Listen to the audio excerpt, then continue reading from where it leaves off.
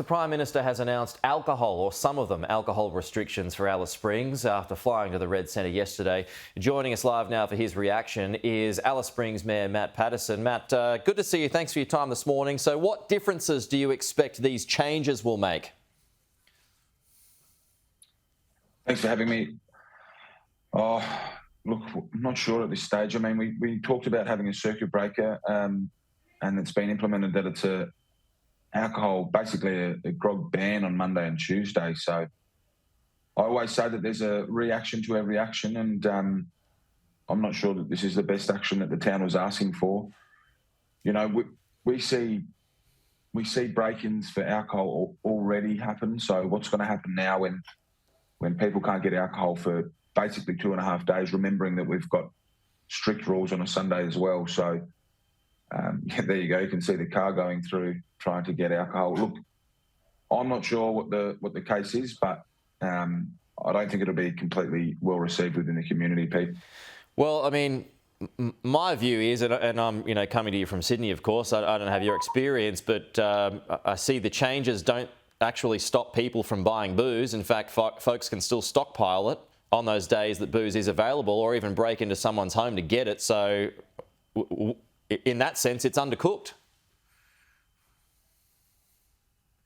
Absolutely. And we had a system in place where we had stronger futures and town camps weren't allowed to drink alcohol. That's what everyone was asking for back. I mean, that's what organisations were asking for back, the health industry were asking for. So I don't know why we haven't gone back to that. We'll continue to wait and see. And, hopefully the government can make it an opt-out of being dry rather than opt-in to being dry. So I think that it's a pretty quick decision to make. I think there were some panic stations, but I'm not sure that this is the best idea, and we'll wait and see. And look, mate, if it works, then I'll be happy and I'll come back on this show and eat my words. So what you talked about a circuit breaker in your first answer there. What is the circuit breaker? Well, you have to remember what we're talking about here. We're talking about two different things. We're talking about alcohol being one problem and crime being another, and they're not connected to make it one problem. And this announcement only really focuses on alcohol. It doesn't focus on getting the kids off the street. That's the piece that's really been missed here. That's the scenario that the community's pretty disappointed about. But look, we'll continue to work with MTG. The circuit breaker has to be that we're leaving 5-year-olds on the street. Why are we doing that? And why can't we find them somewhere safe to go in 2023?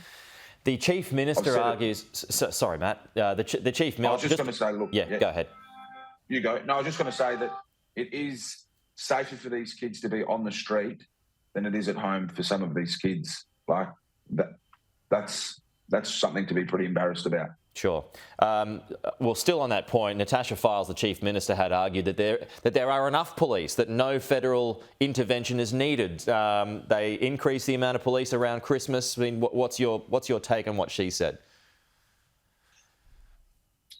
Oh, look, I met with the Chief Minister yesterday and I said we don't have enough police. I know that the Police Minister and the Police Commissioner might tell you that, but I live in Alice Springs. I'm telling you right now, we don't have enough police.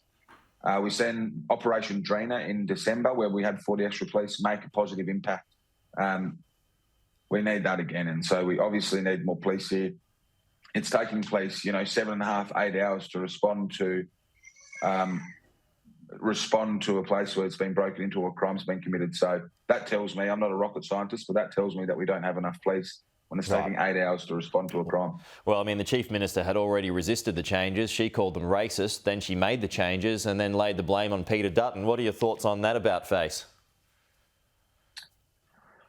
Oh, look, the changes that has been made community-wide, it's certainly not back to what it was with the town camps, but I think it will go back to that, to be honest. I don't think that the federal government or the NT government are going to have any option.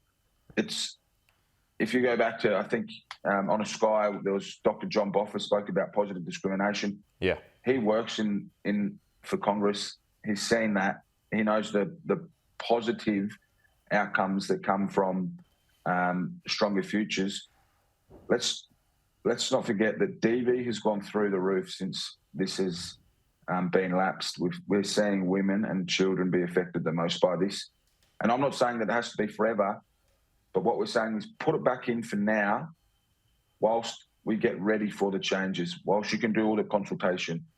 You can do it, you can snap your fingers, put it back in, to lower the levels of domestic violence, child abuse and all the other things that are going with it. Okay, Matt Patterson, really appreciate your time. Thanks for sharing your thoughts this morning. We'll talk to you again soon.